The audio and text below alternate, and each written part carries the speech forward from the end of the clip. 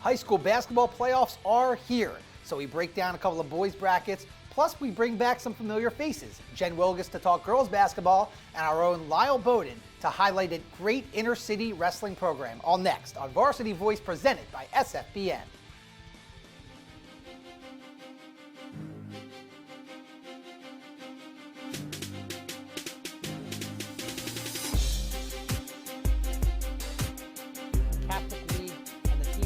Talking about one final thought. Let's get a big, bold prediction.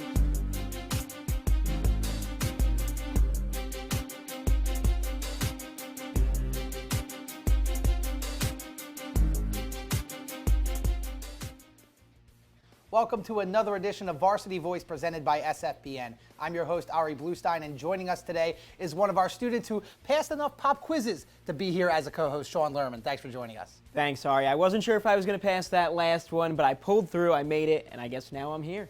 Well, congratulations. You are here, and we have a lot of high school basketball to talk about today, and the playoffs are starting. Great time of year for high school hoops. The District 1 for a bracket. 32 teams, 32 of the best teams in the area. A lot of fun, and at the top of this bracket, there are so many good teams. Is there anything more fun than playoff basketball? It's the best, and it's going to be great this year as well. Teams like Downingtown West and Coatesville at the top of this bracket that have been beating up on each other all year, too. It's not like there's one team that's just run the table. Downingtown West and Coatesville have both beaten each other this season. Coatesville with a late regular season win. Downingtown West earlier in the year got a victory. So those teams have been beating up on each other. Then you look at Plymouth Whitemarsh, who lost to Central Bucks West in overtime last week, but they have some signature wins over the last few weeks as well. Those are teams that have been beating up on each other. And even when you get a little bit further down the bracket, you have some teams that have gotten big wins over the course of the year. Yeah, a team I really want to see how they do is Abington, because you're talking about a program that lost, 1,000-point scorers last year, had a great year, very young this year, didn't really know what to expect from them, but players like Eric Dixon have really carried them this year. They're in the top tier. How are they going to handle those maybe senior-laden teams that have maybe been here before in the bracket? And if the season went a little bit longer, Abington might even be further up in this bracket because they got off to a bit of a slow start when their young players like Eric Dixon were getting used to high school basketball in the early going, just a freshman. And now he's playing better and better as the season goes on. The team's played better along with him. I was fortunate enough to see Eric Dixon play twice this year, both against Pennsbury. In that first game, he got beat up a little bit by the 6'8" junior for the Falcons, Isaiah Carpenter. But the second time the two teams met, Eric Dixon was a completely different player. He played incredibly well, crashed the boards, hit a corner three at one point, and Abington won that game by 20 points. You mentioned Pennsbury. They're a team that I think a lot of people thought would be in that top tier, but now they're kind of in the middle of the pack here. How do you think the Falcons could fare in this bracket? Well, Pennsbury's an interesting team because before the season, the expectations were extremely low. They lost three great players from last year. Mekhi Bryant, Cam Jones, and Derek Woods all went on to play college basketball. So there wasn't a lot of buzz around Pennsbury. Then they get off to a great start. They play a really good game against Plymouth Whitemarsh. They beat Abington early in the season, and things are looking very good. And then they struggled a little. Losses to Council Rock North, a double-digit loss to Ben Salem. Things weren't looking good for Pennsbury. It should be very interesting to see what happens in this bracket. It should be very exciting. And the Catholic League also, it's not 32 teams, 10 teams, but still a lot of really good teams, including the top three who we probably all expected to be there. Newman-Goretti, Carroll, Roman. Maybe the order's a little bit different, but those are the top three. No huge surprise there at the top, and especially with Newman-Goretti. An incredible program, and it's been that way for years. This isn't a Newman-Goretti team that's just recognized as being the best team in the Catholic League. This is a team that's recognized as being one of the best teams in the state of Pennsylvania and one of the best teams in the country. This is a program that is nationally recognized as constantly being up there near the top, constantly sending players off to play high-level Division I basketball, and it'll be no different with this team. Two star juniors playing for them.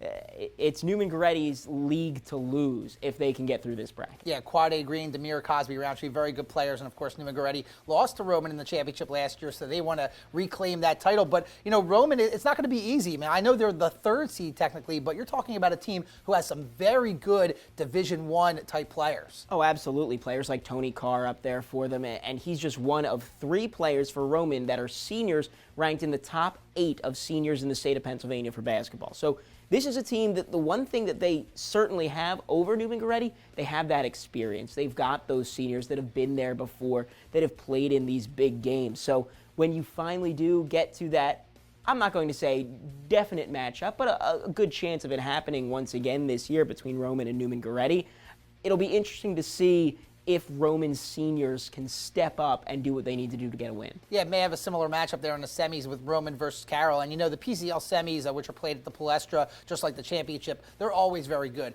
Quarterfinals, not so much. It depends on the matchup. But I'll tell you what, Archbishop Wood, who everybody thought would be in the top tier of the Catholic League, they're going to be in that playing game. They get out of that playing game, we're looking at a matchup in the quarterfinals, a 1-8 matchup, Wood versus Newman Goretti. And that'll be a good one. Newman Goretti certainly is not thrilled to see Wood at that point in the bracket where they could get matched up in the quarterfinals. Newman Goretti was probably thinking Wood would be up as about a 4 seed and they wouldn't have to see him for a little while. So that game, if we get that matchup, would be absolutely outstanding. It really should, and there should be a lot of really good high school basketball here in February. Many more things to talk about with high school hoops, but when we return, we're going to switch to another winter sport. All next on Varsity Voice, presented by SFBN. Hi, I'm Tommy Green, former pitcher for the Philadelphia Phillies. When I was in high school, it was very important to me to show scouts what I could do.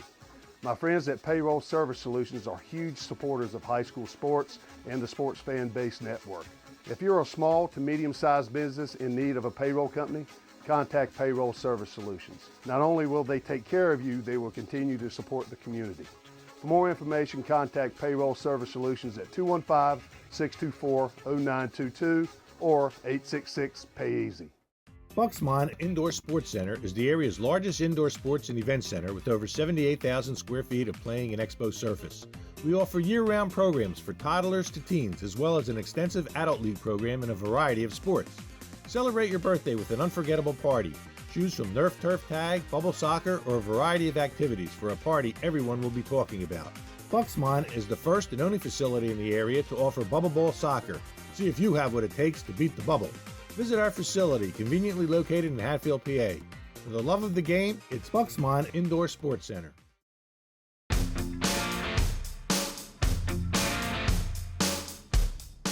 I got the personal attention I needed, I had a lot of options when I graduated, and as far as I'm concerned, this is my dream job. Ryder prepared me for my NBA career, and I also got the education that I need for life after basketball. I had 6 teaching internships while I was at Ryder, and right after graduation, I started a career that I love. Are you ready for prom? Well, SFBN is.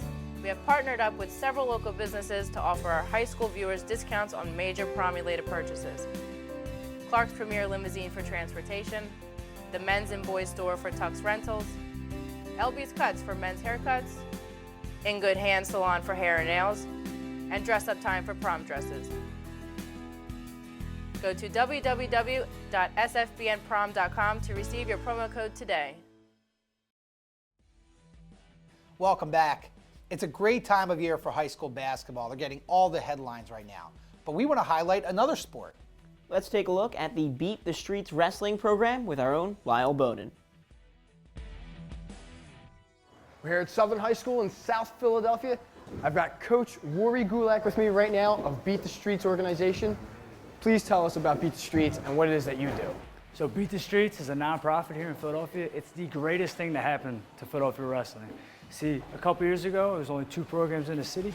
So right now, we currently have 20 teams. And this is my first year with the program as the assistant program director. About 5 years ago, my AD, Frank Natale, he came and asked me about the opportunity to coach wrestling. I grew up wrestling and I love the sport, so he had met with Beat the Streets and they were looking to expand the program. We spent 1 year at Bach. Unfortunately, the school closed down and we moved shop to Southern. All the kids are back with us and I'm really excited. We have our first 4-year wrestler this year. The biggest thing about this program is the mentoring aspects to it. So what that entails is the kids not only come to wrestling practice, but after wrestling practice, they leave and they go get mentors when they meet up with Drexel students and UPenn students one-on-one to help them with their studies and apply for college. Wrestling shaped me a lot because I don't know what I'd be doing if I didn't start wrestling and start with Beat the Streets. I don't know if I would have been out in the streets. Wrestling changed me up a lot. From like 9th grade, I usually didn't go to school. 10th grade year, never did. 11th grade year, I joined wrestling, changed me up. When most people are talking about wrestling, there's different forms of wrestling. There's the Olympic type of wrestling, that's college, high school, and then there's the professional entertainment wrestling. Can you touch base on a little bit of both and what you would say the differences and similarities are in the two? You join wrestling, the first thing people think is it's TV wrestling. They're gonna jump off the ring and hit an elbow drop onto somebody real quick. I thought it was gonna be like kicking each other, hitting each other, and jumping off ladders, jumping off all these stuff, but it was really a whole different story. It was way different than WWE. I didn't really expect it, but it's a really tough sport. Pro wrestling's a form of entertainment. It's entertainment. You go to the movies, you want to be entertained, but this is a competitive sport. You can't just take a break, just do it one season and think you're going to be great at it. You're competing, you're training every day. It's just you, your wrestling mat, and your opponent, and that's all you got out there. You don't have anything crazy. There is big audiences. There's big time tournaments that you go to. You go to the NCAA championships or state championships, big stadiums. So there's an entertainment factor, but it's definitely completely different than what's on TV. I've had the opportunity to do some workouts and training with you. It's not easy and it does take a lot of dedication. You think we could show the audience and our viewers what it really takes to be involved? Sounds good. I think the kids would like that, man. All right, let's go do it.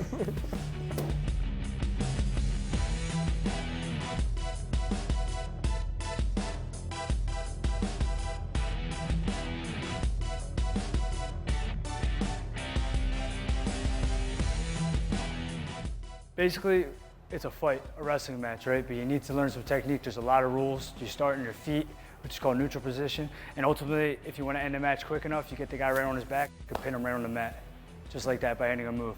So to start on your feet, you have to attack, you have to be good balance, you have to apply all these things, and it takes a long time to really perfect them. But I think we can teach you 1 or 2 moves right now and just the basics and see where we come out of that, okay? Sound good? Sounds great to me. Awesome. We gotta get in our stance, okay? This is our wrestling stance. What's our wrestling stance? You guys can help out with this one, okay? What do I gotta do? Squat down? Yeah, knees low. Bend our knees, good. Change our level, okay? We're good. Just bend it down. What else we gotta do? Elbows in, good. Look up, good Angel, good, look up. Is that looking a pretty good stance so far? First time doing it, looks good to me, okay? He's got his stance, his head's up, back straight, elbows are in, and try to sound pretty relax in the stance. Yeah, there you go, good. Now when we do that, we're attacking. Offense is a takedown, okay? So we're gonna go into our double leg takedowns, the basic takedown. Everyone learns this starting, okay? So our setup, real simple, is you're in your stance. Everyone does this. You're gonna grab the back of the head and you pull down, and your goal is to make my head touch the mat. So step 1, you're gonna club the head all the way down. I pop it up, good. And now step 2 is our drop step, our shot. You'll fall to the knees, you'll grab the back of my legs, your head's gonna try to go right to the side, okay? Good, now fall to that knee. I pop my head up already and grab the back of my legs just like it did. Now where's your head got? Hey, is his head good? No, go back there. Is his head good down? What's it got to do? Up, great. And you want to look right into my spine. You can look at Coach Rob and Kareem sitting over there. When you pull me in, you're going to get up and you're going to drive me that way, slowly, real slow. Just start pull. Yep. Exactly. Look at them and drive towards them. It means move your feet and run your feet towards them and pull. Good. Time. Good. Do you feel that? Yeah. Look at that. We're breathing heavy. We just did a couple of moves. Yeah. It's exhilarating sports. I'm It's sweating, awesome, yeah. right? So you're taking the guy down. You get 2 points for a takedown, okay? So the goal, I'm trying to pin you. So 3 2-minute periods.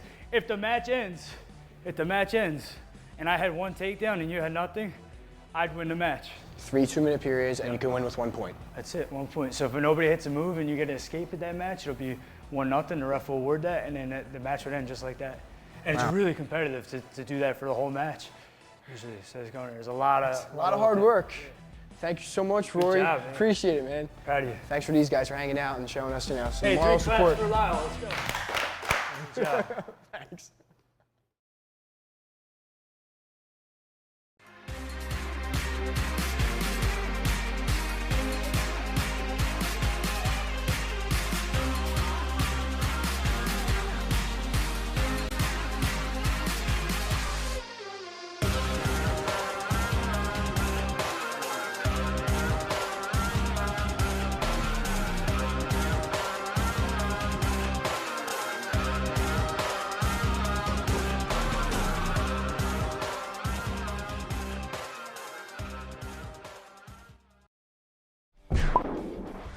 Hey, you. Who, me? Yes, you. Do you like pro sports? Yeah, Do you like college sports? of course. Do you like high school sports? I guess. Maybe you just don't know much about them.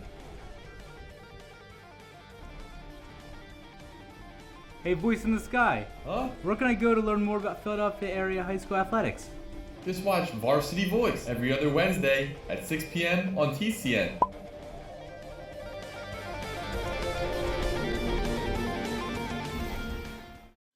Pop Quiz is brought to you by Gear Up, a federally funded program designed to increase the number of students who are prepared to enter and succeed in post-secondary education.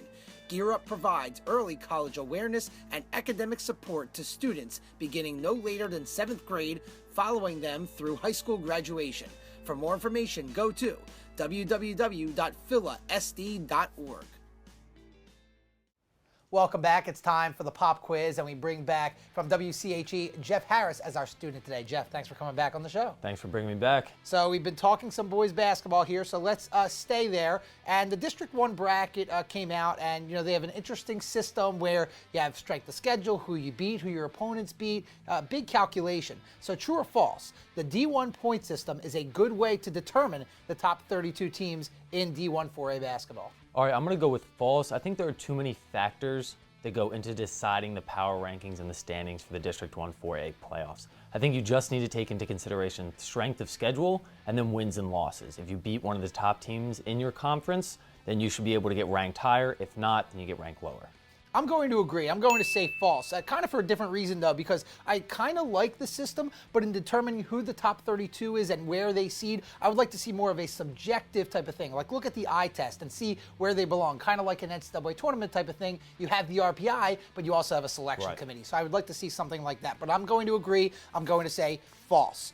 Okay, so let's get into this year's D1 bracket. A low-seeded D1 team who will make a deep run in the bracket will be blank. Hatboro Horsham. I'm going to say it's going to be Horsham because, not only are they a local team right now, for SFBN, place where we film our stuff, but also Hatboro Horsham is a team that's ranked, 20th so far in the power rankings. They're 11-9 right now going into the end of the season, but I really like their depth in the backcourt. I like their senior guard, Kyle Katz. He's just over 6 feet tall, has a nice build, left-handed player there that can really push the ball to the hoop and create some things for his players. Yeah, that's not a bad choice, but I'm going to say Chester. Chester, you're not really going far down into the rankings. They're kind of in the middle of the pack, but you're talking about a team that has had some losses, but they've been to good teams. And this is a program that has been there. They had an early exit last year. I think they are ready to make a run this year. They've got a good team. They've been battle tested. So I'm going to say Chester makes a little bit of a run. All right, so kind of the opposite question here, Geoff.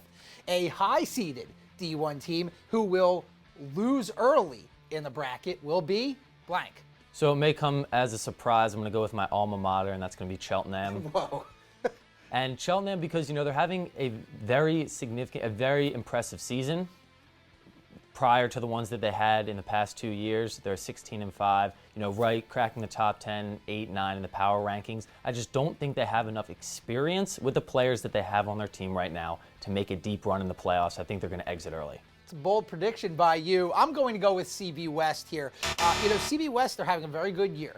Did well in the Suburban 1 tournament. But they lost in the first round in the tournament last year. And, you're looking at a team that, when I saw them play, wasn't super impressed. I know it was early in the year. Didn't look good against Archbishop Wood. But I don't know if they lose in the first round, but they might lose in the next round. Might win one game, but then lose in the next one and go to that loser's bracket. So I'm going to say CB West might lose a little bit early. All right, so now let's switch out of District 1. Let's go to the Catholic League. True or false? One of the Catholic League's big three, Newman, Goretti, Carroll, and Roman, will not make it to the PCL semifinals. I'm going to say false. All three are going to make it to the semifinals. Newman Goretti cracks the top 50 nationally. Roman Catholic, the top 100. Same thing with Archbishop Carroll. They are extremely talented teams with depth in their backcourt, a lot of players going to Division I programs throughout the country. All three teams are going to make the semifinals. I'm going to agree. I'm going to say false. I think all three teams will make it to the semifinals. It might be a tough road because the Catholic League is strong this year. We talked about it a little bit earlier. It's not going to be easy, but I think that all three of them will make it to the semifinals. So I'm going to agree with you there. So now, getting past the semifinals and all the way to the title game, who will win the Catholic League? A, Newman Goretti, B, Carroll, C, Roman, or D, other? I'm going to go with A, Newman Goretti.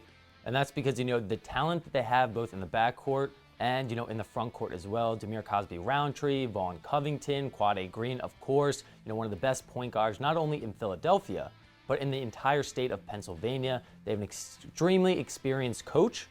And I think that, with the experience of Vaughn Covington in the backcourt as well, with Green, his Bruce Bowen-esque type style of play between defender and the three-point shooter, I really think that Newman Goretti is going to take it home. I had to think about this one, but I'm going to agree. I'm going to say Newman Goretti. Roman very much could challenge them. Carroll could too. Maybe one of the lower seed surprises some people. But Newman Goretti undefeated in league play, and they didn't just win by the skin of their teeth. They won by double digits against Carroll and Roman. Earlier in the year, granted, playoffs things change, but I think Newman Goretti, they're talented. They have Carl Aragale on the bench, as you mentioned, experienced coach. They've been there before, so I'm going with the Saints. And with that, Geoff, congratulations. You passed the pop quiz. Thanks, passed again, 2 for 2. Geoff, thank you very much for joining us today. Thanks for having me. When we return, we will continue on with our basketball chatter next on Varsity Voice presented by SFBN.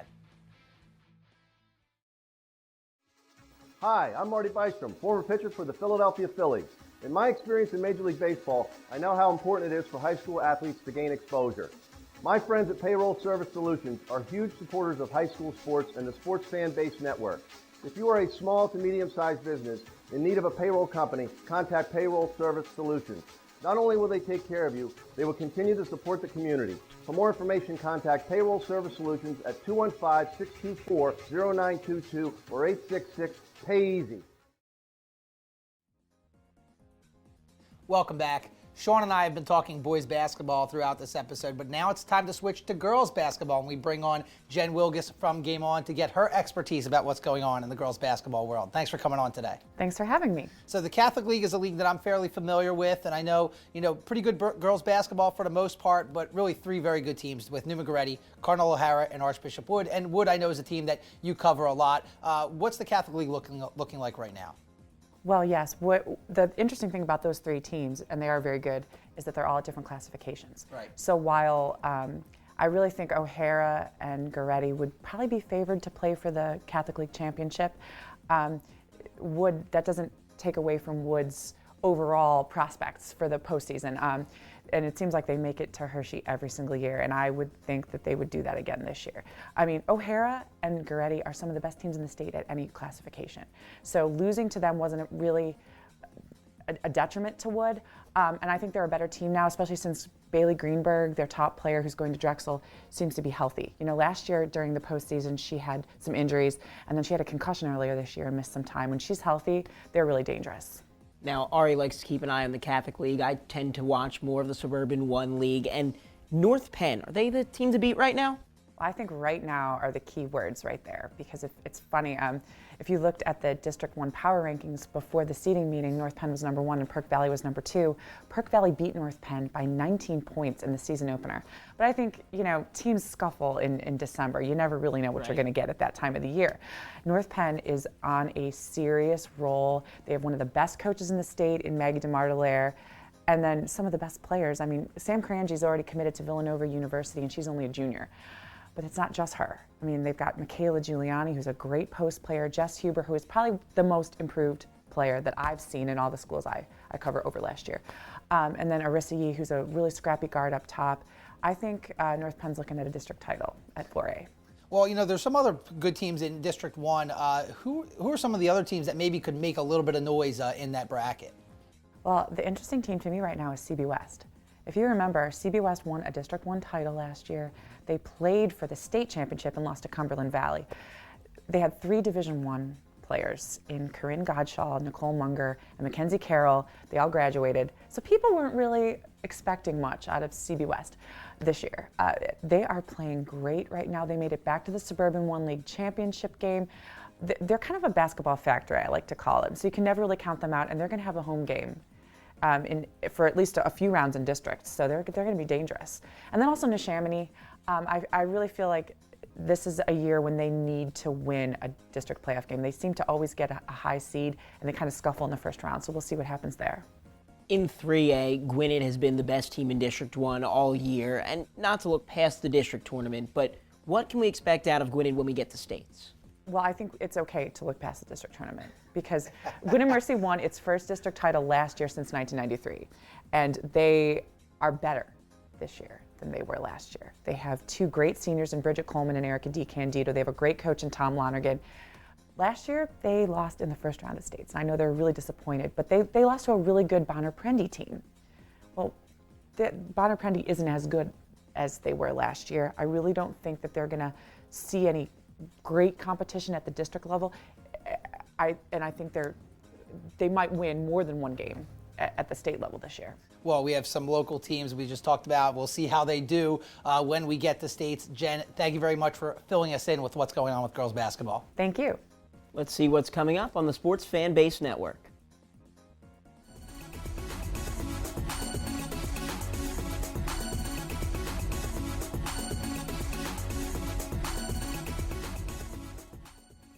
Well, that about wraps things up for this edition of Varsity Voice presented by SFBN. And Sean, we really talked about a lot of great things with the winter sports today. Absolutely. You know, I came here mostly just to talk about high school boys basketball, but it was great getting to talk to Jen Wielgus about some girls basketball, learn about this Beat the Streets program. It was really enjoyable. It really was. And Sean, it was very enjoyable for you to be here on the show. Thank you very much for joining us. Absolutely. For Sean Lerman, I'm Ari Bluestein. Thank you for watching. We'll see you in a couple weeks. Have a good night. Yeah, I really think that North Penn is going to win. It's going to be tough.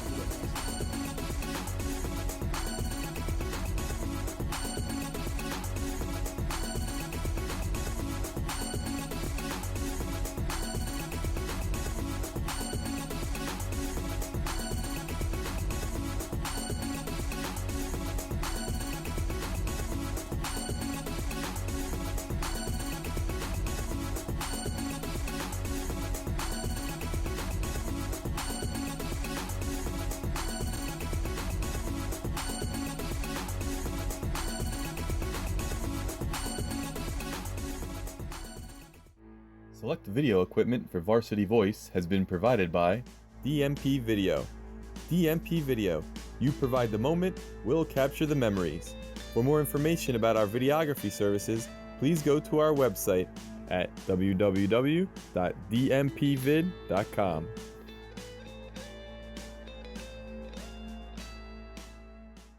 Sports Fan Base Network, this area's leader in high school sports broadcasting, is continually bringing you the most in-depth coverage. Join us for Varsity Voice every other Wednesday at 6 p.m. on TCN, where we'll have interviews with players, coaches, writers, and more, plus analysis, highlights, and in-depth features on major topics in the Delaware Valley high school sports community. Tune in every other Wednesday at 6 p.m. on TCN for the best high school sports show around, Varsity Voice, presented by SFBN.